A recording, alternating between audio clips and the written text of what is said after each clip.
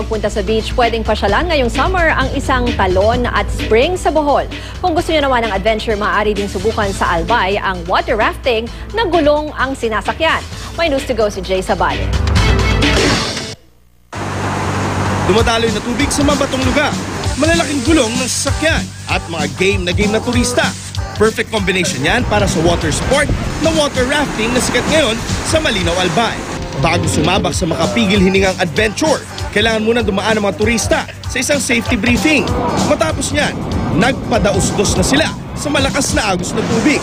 Swak ang sport na ito sa mga adrenaline junkies dahil talagang mapapahiyaw ka sa kakaibang sport na ito.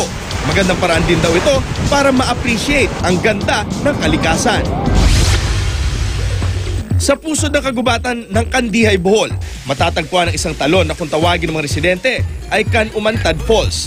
Malakristal sa linaw at tubig na dumadaloy rito na siya na ring pinakamataas na talon sa buong lalawigan. Tamang-tama sa gustong magtampisaw o kaya naman ay mag-selfie. At hindi lang pala sa Banawe may hagdan-hagdang pala yan. Dahil hindi nalalayo sa talon, makikita rin ang nakabibighaning rice terraces.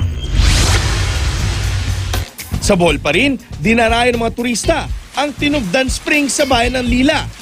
Walang pagsidlan ng kaligayahan ang mga batang lumalangoy sa malamig at malinis nitong tubig. Bayayang may tuturing ng mga Boholano ang magagandang tanawing ipinagkaloob sa kanila. Kaya naman pangako nila na pangangalagaan at panatilihin ang natural nitong ganda. Jay Sabale, GMA News.